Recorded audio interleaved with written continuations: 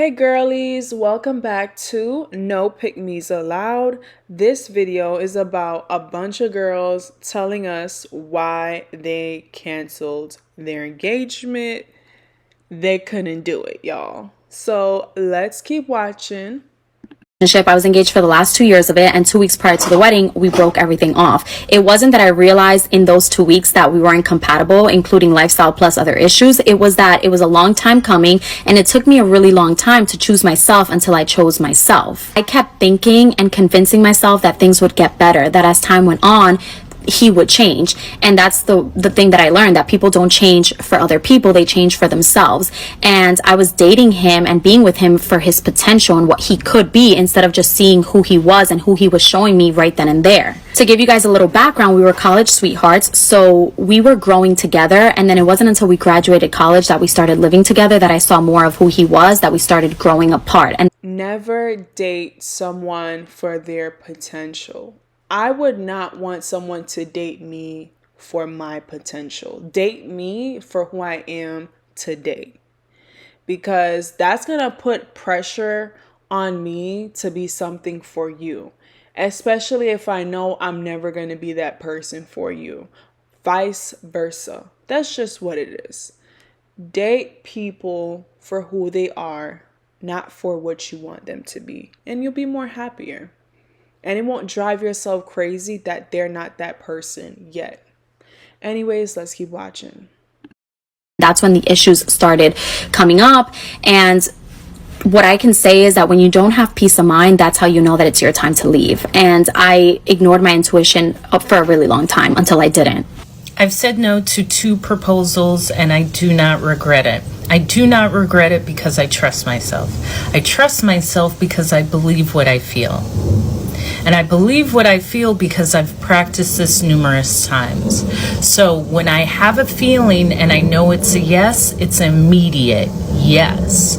However, if it's not an immediate yes, it's a no. And also often that's what you are not trusting. You're not trusting yourself. So even though it's not an immediate yes, you'll tell yourself, maybe I'll change the way I feel. Maybe this isn't right. Maybe I should say yes. No. I look back, and if I said yes to those proposals, I would definitely be divorced, but it was the truest way of me trusting myself. And it wasn't the lack of me caring for or liking or loving the person. I do and still do. But it was the love I had for myself. There is a love that I have for the trusting in my timing, in my journey, in my intuition, that thing. And I challenge you to start to trust that thing. A lot of times when we don't trust ourselves, it's just because we haven't learned that we know. We know that feeling that's saying yes, go with it. The feeling that's saying no, this isn't right, it's not for you to try to maneuver, is this right? Why isn't this right? I should be thinking this is right. No. If it's not an immediate yes, it's an immediate no. And learn it. Here's how you learn it. You go off of the first thing you're feeling, and that's it. You don't have to sit with things that long. You know immediately if it's an immediate no or an immediate yes. So my birthday is like July 22nd. I'm a Cancer, right? So I overthink a lot, okay? I overthink about the smallest thing. Like I could have a interaction throughout the day that's completely meaningless to most people, right?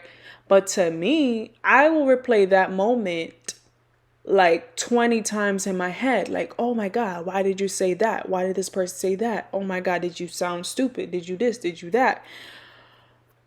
I hate that about myself. Oh, it's one of the major flaws that I wish I could just get rid of. I think I'm getting better.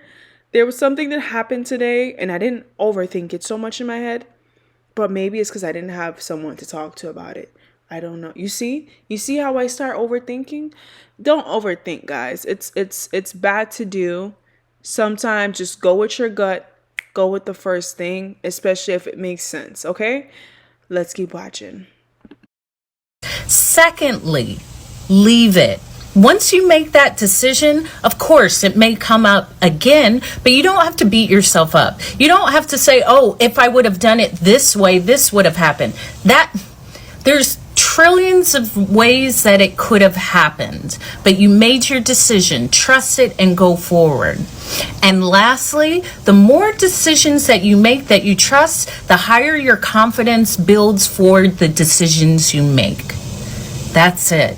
So yes, I am so happy I said no to both of those proposals. And really, I was saying yes to myself. So say yes. Never ever settle. So I was engaged to another person before I met my husband, and I was around 28, and of course I thought I was going to turn into an ogre if I didn't get married before I was 30. And for some reason I just knew that this was not the person that I was supposed to be with. I knew that I was supposed to be with somebody else.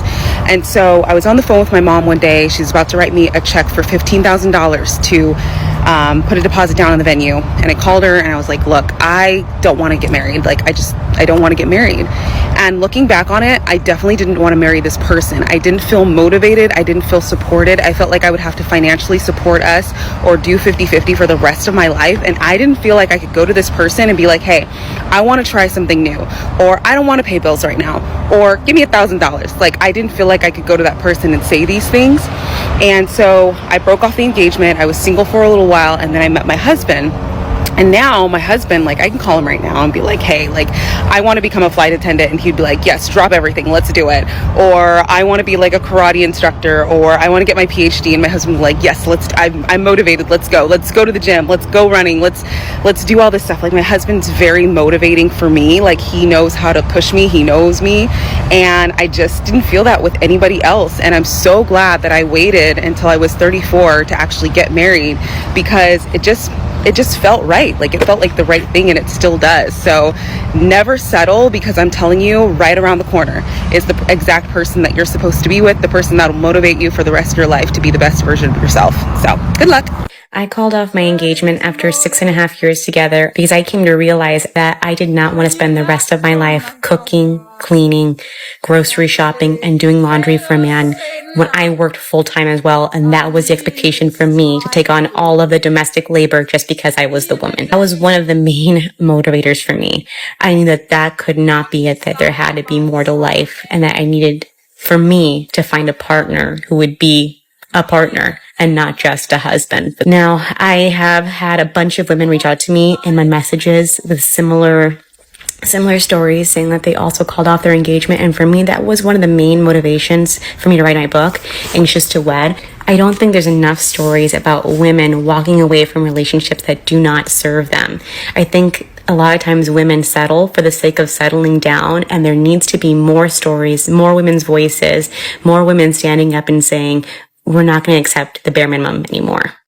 You have one life. Do not just settle for any man. Get the best man that you can. It's only the one life you have. There is no do-over. There is no sequel. There is no series. You have one shot at this game of life. One chance. Don't screw it up because society tells you that you're going to hit the wall at 30. Don't let those people get into your head. If you're meeting frogs right now, do not keep kissing the frog and then pretending that it's just a prince so you can walk down the goddamn aisle. Please don't do it. I'm a little bit tired, but that's okay. Subscribe and like. Bye, guys.